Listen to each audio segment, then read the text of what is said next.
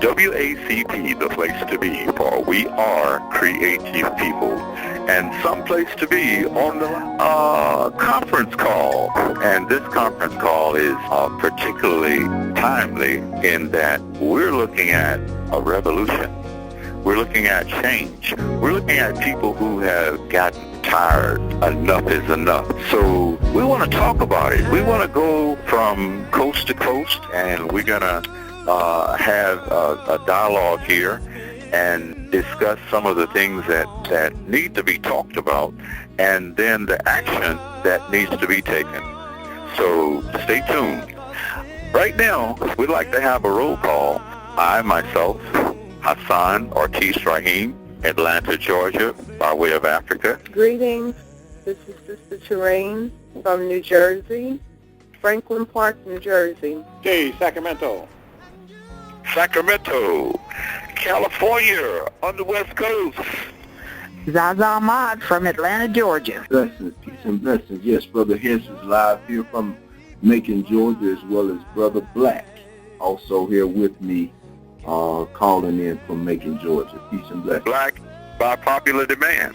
Absolutely. Good evening. This is Darren. I'm calling in from Northwest Washington, D.C. Brother Gerald from Wisconsin, can you sign in, please? That's me. I'm here. There's a lot of movement going on from coast to coast and also around the globe. Our brothers and sisters stood up after the gunning down of our brother, the murder of our brother, Michael Brown, and they stood up, and they didn't just stand up for one day. They stood up 100 days, and they still standing up, which actually has inspired all of the rest of the people to stand up. So we want to talk about that. We want to get into some solutions. We want to talk about where do we go from here? How do we turn this situation into a movement, and what type of movement should this be? Why do we believe that this is spontaneous or this is people-led rather than this is being directed by that group that operates the world in our best disinterest? Black people need to come up with a plan of execution and present that to the world and let the world know where we stand in reference to this situation and any that will come after this and what we want. I think that's basically what this should be about is, no matter if it's planned or not planned, what we want to come out of this.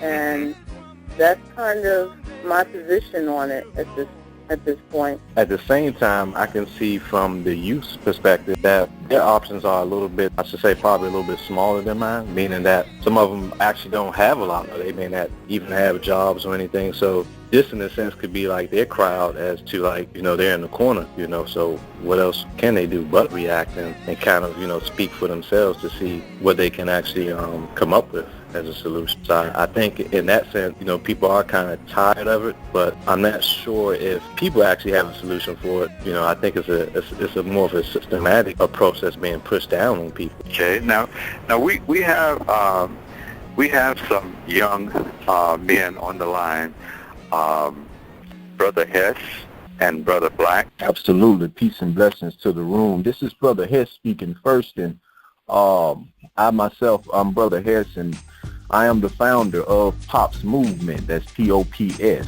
and we are people organizing peace systems. And the systems came together for us to organize through 6 steps to peace, 6 steps to PEACE, and that's preparing everyone as change evolves.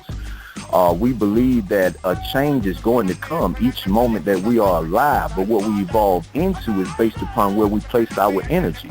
If we knew better, we would do better. And so we feel that through proper preparation, it can prevent poor performance. And we feel like we have been performing poorly as young people because we have not been equipped with the knowledge that we need to give us an identity. And not only just give us an identity, but also to help us to come out from up under the conditioning that many of us have had dealt to us through the drug culture, through hip-hop culture being turned into an area where we went to for education, and it turned out that it was self-destructive information being fed to us. Also through media, through entertainment industries, through everything. It's like everything is about competition. It's about combating this or that. And the unity aspect of the 70s, the 60s and 70s, somehow it got lost through the drug culture, and going into the 80s, the crack era, and so forth and so on. And the leaders now are basically those who are Uncle Toms, excuse my French, a bunch of guys that really come together and, they care more about their bank accounts and their ability to stay in that circle of prestige, you understand me, rather than coming down here on the front lines with us who are, you understand, who are in the dirt, and so, we come together and we strive to design a system that can help us to create atmospheres that we can begin to start healing. We need to heal. We are hurt. You understand me? And those of us who are between the ages of 20 and 40 years old, we have been bamboozled. We've been suckered. We've been tricked. We've been had. And those of us who are willing to fight the powers that have done this to us, we know that we have to go through a process. Sister Terrain, can you tell us about these pictures and these videos? What are the different places that they came from, and what are the people saying? What's the mood, the atmosphere? Well, basically, these pictures were from all around the United States and all over the world. But based off of what I know, being here for a period of time on the planet, that this climate is leading up to something terrible. And I would, if it were up to me, I would encourage all to promote reparations, whether you want to call it repair, whatever word you want to use to identify is, that's your one's choice. But the dynamics and the energy that is going on around the United States and the world is clear indication that there's about to be a major change. Those pictures, they speak volumes for how people feel around the United States and around the world. One thing that I have to say in regards to youth in relation to what happened in Ferguson, one thing that the President Obama said was that what's happening in Ferguson is not a response of what happened with Michael Brown, but this was a demonstration of the frustration of a community who's outraged of continuous circumstances. These are things that's been going on for a very long time. And as black people, we can sit here and say that we're upset about the situation. We should be. But, there are many problems in this world. This has been going on with us ever since our forefathers set the soles of their feet in the Western world. So it's kind of like a natural pattern when they do it, and we should be upset when they do it. But we should be even more upset when we do it to each other, because every Friday, Saturday, and Sunday night, we send each other to the hospitals, to the morgues in great numbers. But there's hardly any marches, any protests, but that's not to take any light off of what's going on in Ferguson, but it's clear that this is an outrage of situations that's going on continuously in almost every city, in every state throughout the United States of America. Food and unusual punishment being perpetuated on a people by a system. So I can say clearly right now that time is past, where it's no more for us to say that we have to rely on government. We can't rely on government no more. because government is going to keep doing the same thing that they've been doing for all of these generations and all of these decades.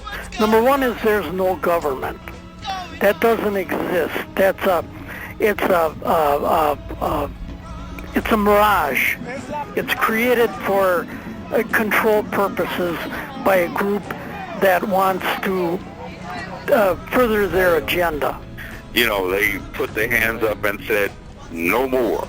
We ain't taking no more. We've had enough. So, Sister Zaza, I know you can speak to this because you have young people in the family. You've been young yourself. You've been through the movement in terms of being on the front line. What is your opinion? What is your thoughts about the now? I mean, you know, watching the TV and seeing this uprising, this new revolution coming forward. What's your thoughts on that? Well, I feel that what the young people are doing is what they should do. I feel that if they do nothing, nothing will happen. I feel that they have to, they're preparing for their world. Mm-hmm. I know that we won't or ever actually have to see. We did what we felt we had to do to prepare for our world. Mm-hmm. We may have made a few mistakes here and there, but we did what we thought was right. I remember they called us juvenile delinquents. Mm. But we did what we felt was right at that time. We haven't been successful in bringing a peaceful world forward. And many works are going to have to be done. And I feel we should let the youth build this world for themselves. Whether it be right or whether it be wrong, we did. We took charge. We stood. We marched. I feel they should have that same opportunity. This is a new day. This is a new time. And we haven't got it right yet. If we had got it right, they wouldn't be doing what they're doing now. The same old thing wouldn't continuously happen. You know, my Mother Queen's voice and what she just shared, because in my humble opinion, we have to, we as the younger generation, we have to develop love for ourselves. We have to take on the courageous armor and step out.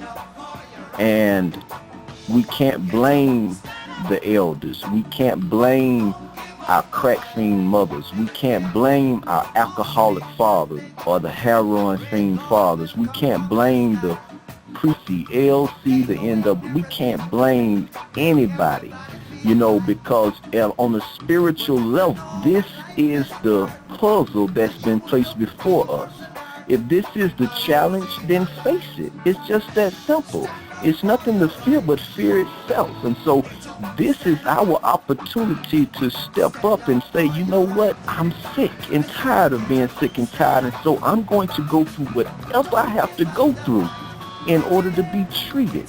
And so that's what I'm seeing going on right now, is the fact that the people know that there's something missing in life. There's something missing. And so in order for us to gain what's missing, we realize that there has to be a stabilization process. We have to stabilize our communities, our young people, our lives. And it starts with the one-man concept, in my humble opinion. I can't fix what's in my family if I don't fix what's in me. And from the family, we can carry this same healing process to the community and can carry it to the nation. but it starts with that one man that's willing to be able to confront himself.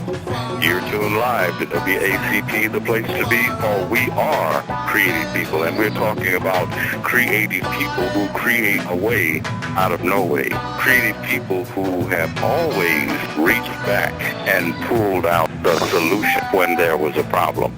Creative people who took after our superior creator and who created everything. And if we are to be like the creator or the creation or creativity, we must create. We're talking about needing jobs. What do? Create them. We're talking about making change. What do? Create a way out of no way. Okay. We just need to pull out and everybody get together, unite, and, hey,